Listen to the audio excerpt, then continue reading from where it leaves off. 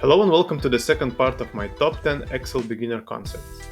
If you haven't watched my first video, I cordially invite you to do so. As mentioned before, these topics are essential for any Excel user. Doesn't matter if you're a beginner or an expert. I hope that there will be at least a single topic that is new for you, and if so, don't forget to like the video. So without further ado, let's continue.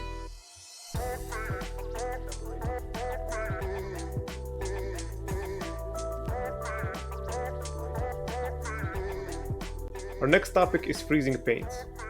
So as you can see, I've copied a lot of these rows just to imitate a much larger data set. Let's imagine that all of these values are unique. And if we want to browse the whole data set and just to scroll down, and let's imagine we have much more columns here, and the values in these columns are very similar to each other. It is very easy to forget what each column stands for, and I would simply not remember what does this 800 mean for this row 47. So this is where freezing panes comes into play. We go to View, we go to Freeze Panes, and we select Freeze Top Row. Now the top row is frozen, and once we scroll it down, we can see that we can always refer to what this cell stands for. So we can always remember that these numbers are for salary, and so on. Similarly, we can do the same thing for the first column. Let's imagine that our data frame is more horizontally oriented and we have much more columns. We can do this, scroll right, and we can always remember what each row stands for. Now if we wanted to freeze more than one row or more than one column, we select the last column that we want to freeze. We click Freeze Panes. And now everything that is before the selected column will be frozen. Age and salary in our case. And we can do the same for the rows. If, for example, we want to freeze the first 3 rows, we select the 4th row, click Freeze Panes, scroll down. That covers freezing panes. Our next lesson will be about cell reference. This one will probably be the longest one, but in my opinion, this one is the most important one. We have a new data set with the same 6 people, and we have each person's weight in kilograms, their height in meters, and we'll want to calculate each person's body mass index and their weight in pounds. In the right side, we have the BMI formula, which reminds us how the BMI is calculated, and the pounds coefficient, which reminds us what the weight in kilograms should be multiplied by to get the weight in pounds. So let's begin with the BMI. We first select the first empty cell. We write down the equal sign. We refer to the BMI formula, which reminds us that we have to take the weight in kilograms, so we select the weight in kilograms, and then divide it by height in meters squared. So we select the height and multiply it by the same value. Now, if we want to apply the same formula for each subsequent row, we simply select this cell and locate this black plus sign at the bottom right corner of this cell. We click it and drag it to the very bottom of our table. Or an alternative approach would be to select the same plus sign and just double click it. Excel automatically understands that you want to fill it for each non-blank row. Now, if we apply the same logic when calculating the weight in pounds, let's see what happens. Multiply by this. Well, it worked for the first cell, but once we drag it to all the following cells, we get a bunch of zeros. Now, this is because each time we drag the formula down by one cell, Excel understands that we have to drag down each reference cell as well. Let me show you what I mean. In the very first cell, we take B2, which is the weight in kilograms, the blue square, and multiply it by I3, the red square. Now, if we go down by one cell, when we drag it down, we get B3 multiplied by I4. Then we get B4 multiplied by I5. And each time this reference cell at the right, at both sides actually, it just goes down by 1. Since all of these cells, everything that's below this coefficient, are blank cells, Excel treats them as zeros. So we basically multiply each of these values by 0. That's where we get a bunch of zeros. To avoid that, we will have to lock this cell when we're working with this formula. So each time we drag the formula either horizontally or vertically, this reference cell is locked in that particular direction, or even in both directions. Let me show you what I mean. We first click on this cell's coordinate that we want to lock in. In our case, it's I3. We click anywhere on this cell. Then we click F4 key. And as we can see, we have these two dollar signs that now appeared. These dollar signs refer to the direction in which this cell should be locked in. Since we have two dollar signs before the I column and the third row, it's locked in both directions. So if we click enter and then we drag this formula down, it works, because at the very first cell we have B2 multiplied by I3, then we have B3 multiplied by the same I3, and so on and so forth. The I3 is locked in place. That's what these dollar signs do. But sometimes we want to only lock it either horizontally or vertically. So if we click anywhere on this reference cell and we click F4 again, we can see that our dollar sign moves. And if we lock it on the I column, but we don't lock it on the rows, we click enter, then we go down, we have a bunch of zeros again. Because now the formula is locked on this I column, meaning that we can't go right or left with these columns. It will be locked, but it's not locked in these rows. Each time we go down, the rows go down as well.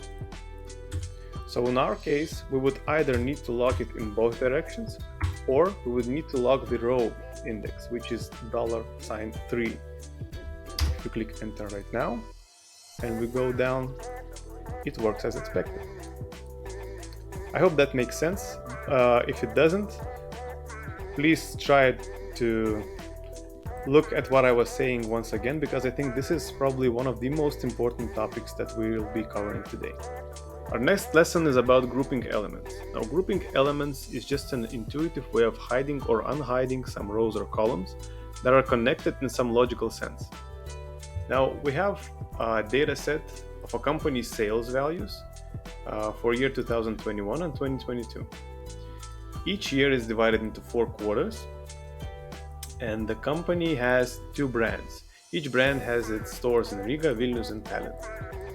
Now, if we wanted to group all of these quarters from 2021 into a single group, we select these columns, go to Data tab, Group, and then click Group.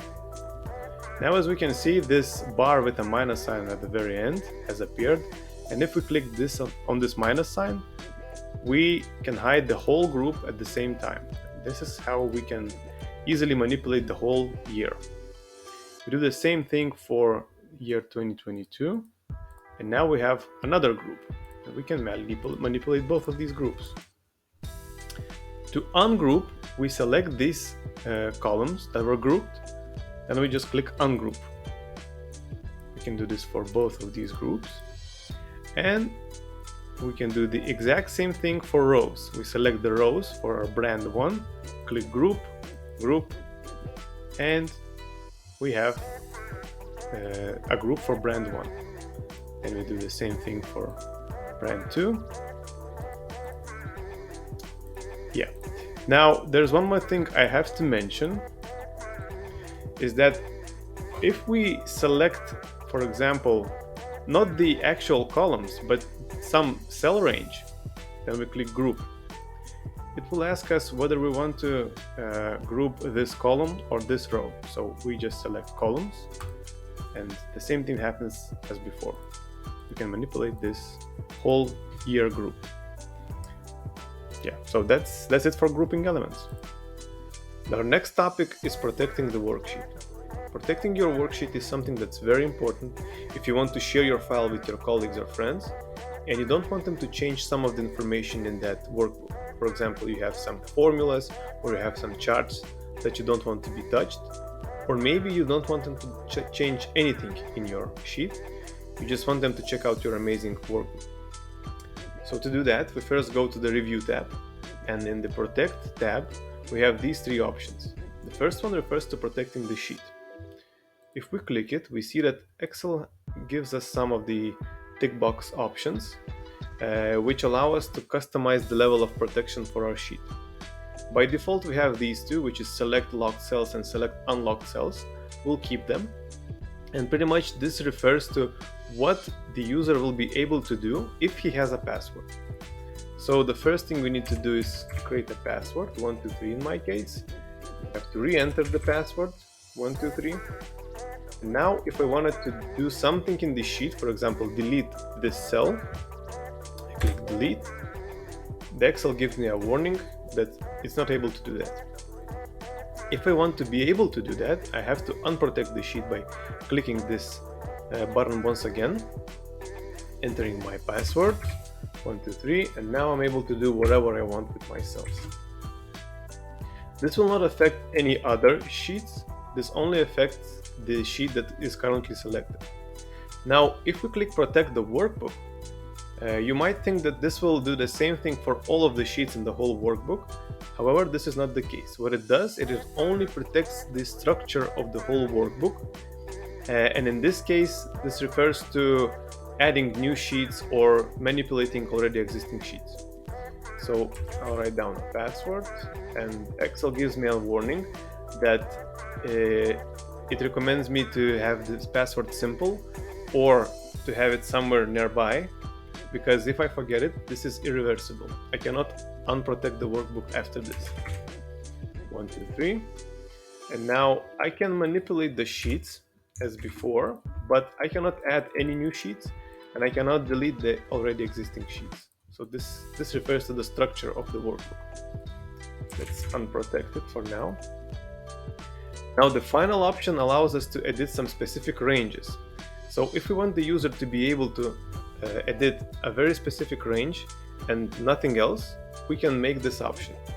So we click Allow Edit Ranges, we select a new range, we select the range that we want our user to be able to manipulate, and then we write down the range password.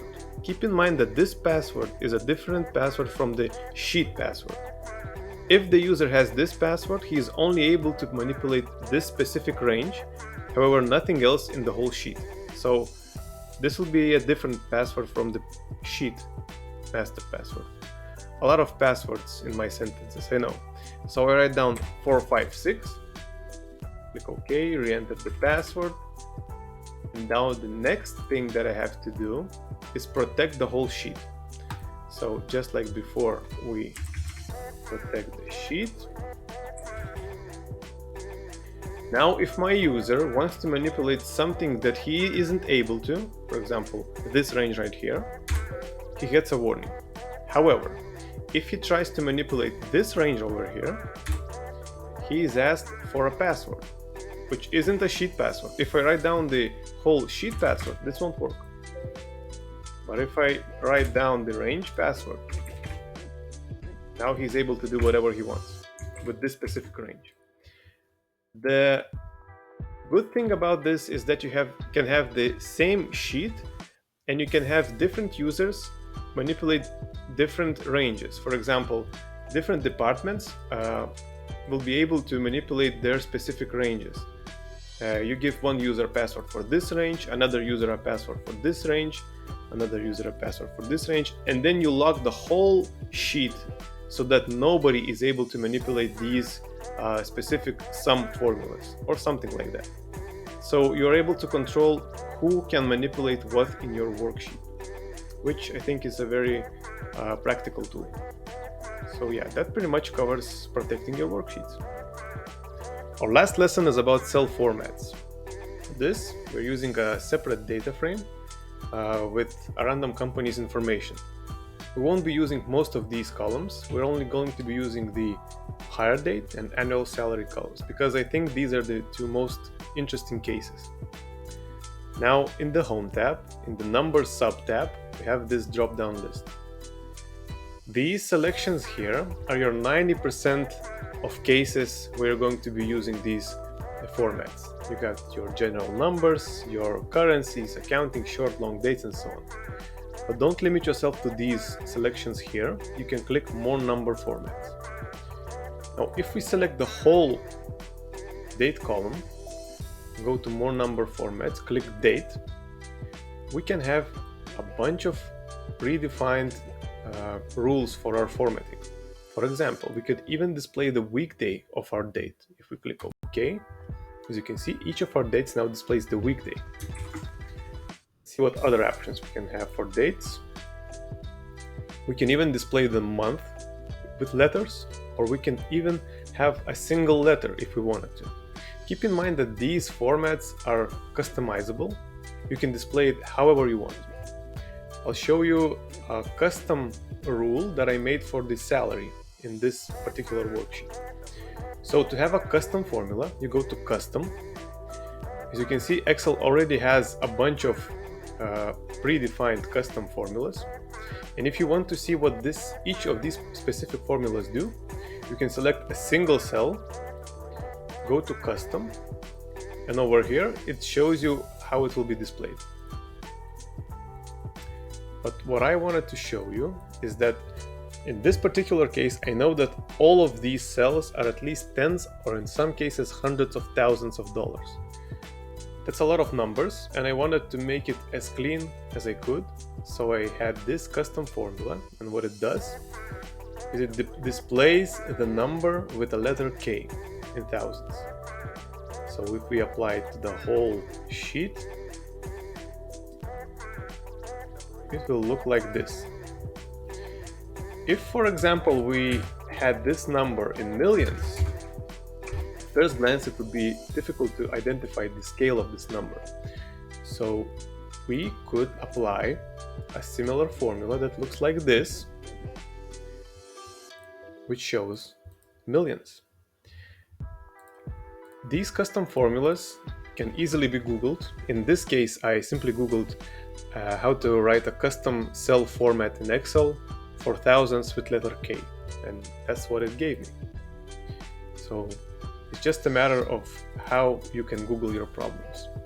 But in 99% of cases, you can find any formats that you need in the ones that are predefined by Excel itself. Just have to look. So that's it for this lesson. This sums up my top 10 Excel concepts for beginners. I hope there was at least a single topic that you found interesting or useful. If so, don't forget to drop a like, subscribe, and leave a comment. In my next video, I will be going into more advanced topics, so I hope to see you there. But until then, have a good one.